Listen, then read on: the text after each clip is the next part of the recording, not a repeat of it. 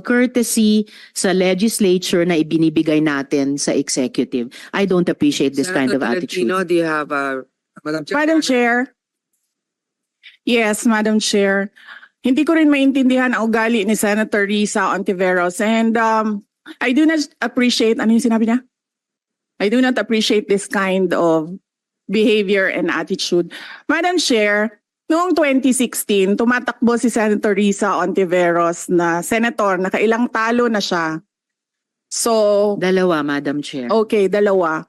Natatakot siya sa pangatlong talo niya, kaya pumunta siya sa Davao. Humingi siya ng tulong. Tinulungan siya ng isang kagawad ng Davao na ngayon hindi na siya sinusuportahan. Humingi siya ng tulong sa akin, thinking na hindi mananalo si President Rodrigo Duterte. Kinausap niya ako ng kinausap doon sa law office ko sa Davao City. Sabi ko sa kanya, o sige, tutulungan kita. Chinika niya ako ng chinika. Tapos umalis siya. Siyempre, hindi naman siya tumutulong kay Pangulong Duterte. Hindi din totoo yung sinabi ko na tutulungan kita. Tinext niya ako. Pwede ba akong mag-follow up sa hinihingi kong tulong sa boto dyan sa Davao City? So sabi ko sa kanya, okay, sige.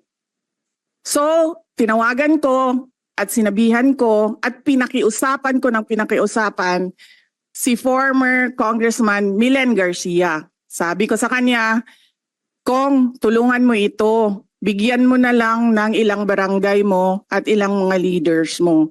Ayaw pa siya tulungan ni former Congressman Milen Garcia.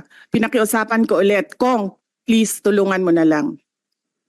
Nanalo na siya at nung nanalo siya, anong ginawa niya? Siya ang pinakaunang umatake kay President Rodrigo Duterte. Anong tawag sa ugaling ganito?